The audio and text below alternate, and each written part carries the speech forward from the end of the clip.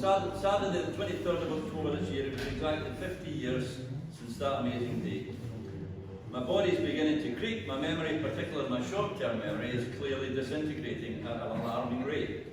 I therefore concluded I need to create a new 5-year plan for myself, which would include activities that keep my grey matter active and preserve in paper while I should remember them my correct recollections of what culminated in one of the most remarkable days of my life.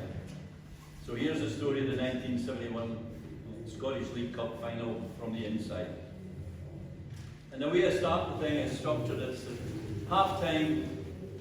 I say Hampden Park 3:45 on 23rd of October. Half time in the Scottish League Cup final. Silence. All of us in a dreams-like state. That's what I remember when we trooped in at half time.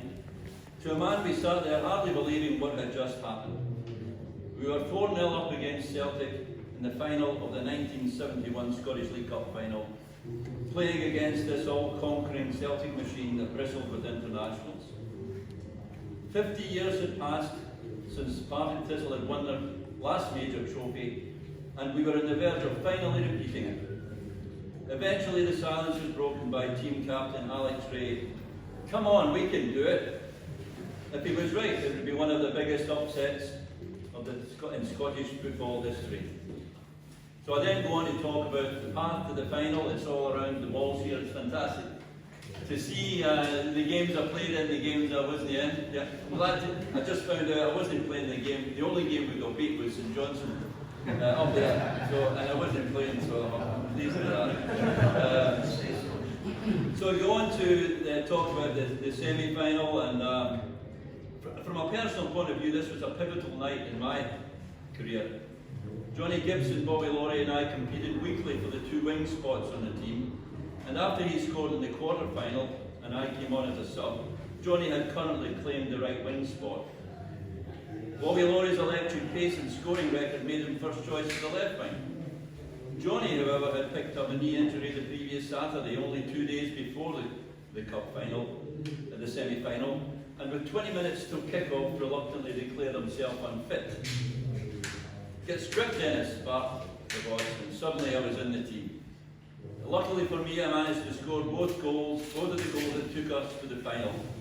The first was all from 3 yards after a stramash in the box, and I think Jimmy had gone hit the post. And the other after intercepting a back pass and lobbing it over the keeper's head. I see there's a picture of it in the other exhibition, actually. In his autobiography, Alex Ferguson, playing at centre forward for Poker last night, was gracious enough to acknowledge that we tore them apart.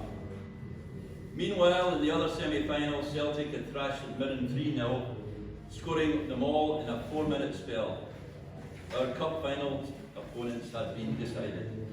So I won't read all of this. So eventually, if you're interested, there will be able to see this. But I thought you might be interested in my comments about half-time, looking around the dressing room at the bunch of kids that Davy McFarland had assembled. He was only in his 2nd year of management, in fact. There they were, 4 seasoned professionals and a variety of youngsters. They're all sitting in front of me, just as dumbfounded at the situation we found ourselves in. Alan Ruff, the Joker. Only 20, Alan had made his debut for the Jags on the same day as me at the end of the Thistle's previous season. He was a living proof that the dafter the keeper, the better he is. Fact. John Hanson, Mr. Consistent. John may have had a more famous silky brother, Alan, but I suspect that was largely because of John's cartilages were played here. He was fast, cool and reliable, and he went on to represent Scotland. Alec Forsyth, the left-footed dynamo, also daft as a brush, but a fullback of great tenacity and vision, subsequently to be recognised as the great Tommy Docherty. He not only capped Alex as Scotland manager, but took him to Manchester United when Tommy ended up there in the 1972-73 season. Hughie Strachan, great man. I went down to visit him about a month ago, and he's struggling a wee bit, but he's still sharp as a tack. Hughie Strachan, Mr. Steady, a seasoned professional who stroked the ball around in the same manner as the unobtrusive John Clark of Celtic. Jackie Campbell, our rock. Jackie had immense powers of concentration and marshalled our back four like the project director he was during the week. Ronnie Glavin, the artful dodger. Ronnie was possibly our most complete player. He was hard, as Jimmy Johnson found out on that day, creative and packed a great shot. He was also the team's practical joker. Between him and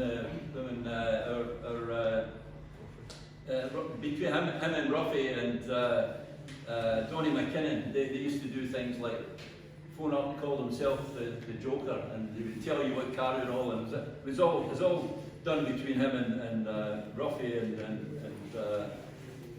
and the other guys. Alex Ray, Captain Courageous. Alex had been signed by David McFarlane for the very good reason that he led by example. He was our ball winner and calmness personified. Bobby Laurie, our speed merchant. Bobby showed in that first half that he relished the challenge rather than shrinking from it. He was as fast as Real Madrid's Gento. Frank Coulson, Mr. Fitness personified. Frank was the glue that linked our forward line. Possessing amazing reserves of energy, he linked play left and right, back and front, a perfect foil for his striking partner, Jimmy Bowen. Jimmy Bowen, the grafter. Jimmy's tough background, he was a miner during the week, ensured he worked his socks off and extracted every bit of talent he possessed. He became a better player year after year. Yours truly, Dennis McQuaid. Well, if I tell you that my various nicknames were the Mad Monk, Crazy Horse, and laterally the Madness, you'll have a clue about my contribution to the team generally. I'm the first to agree that you never knew what to expect from me in any given day. Neither did I. But that day, McFarlane had instructed me to be in touching distance of Bobby Murdoch whenever we lost the ball and to join the attack when we did have it. It sounded simple. Aye, right. Johnny Gibson, Mr. Gallus. Johnny was our substitute that day and was style and skill personified. Only he could have pulled off the trick of being so cool, calm and confident when he appeared for the final 17 tense minutes of the final. He was just what we needed at that crucial point. And then I just think I'll finish off with the last couple of paragraphs. At long last the final whistle blew, and we'd done it. The Celtic team was brilliant in defeat, each one of them coming over to congratulate us. And that didn't stop once we got to the dressing room. A loud knock sounded at the door, and the already legendary Jock Stein appeared. The better team won today. Well done, lads. And he was gone. He was not the only Old Firm boss to congratulate us on that day, however, as a, let's say, exuberant Willie Waddle appeared unannounced at our victory party at the Exchange in George Square around 9 o'clock. He had another reason to celebrate, of course, since when the news of the half-time score at Hampden was announced at Ibrox, it galvanised his team to a resounding second-half victory. What it also did, by the way, was to spark an avalanche of supporters who decided to go over to Hampden, swelling the crowd to near 65,000 by the end of the match. So finally, my reflections on the day. Well, what can any team or individual learn from that crazy day? I suppose I can distill it into a few observations. Number one, attitude, enthusiasm, belief. Never give up before you start a seemingly impossible task. 2, visualize, execute. In sport, work and life, visualize your goal being achieved and then do it. And finally, don't just hope it happens, make it happen. So that's all.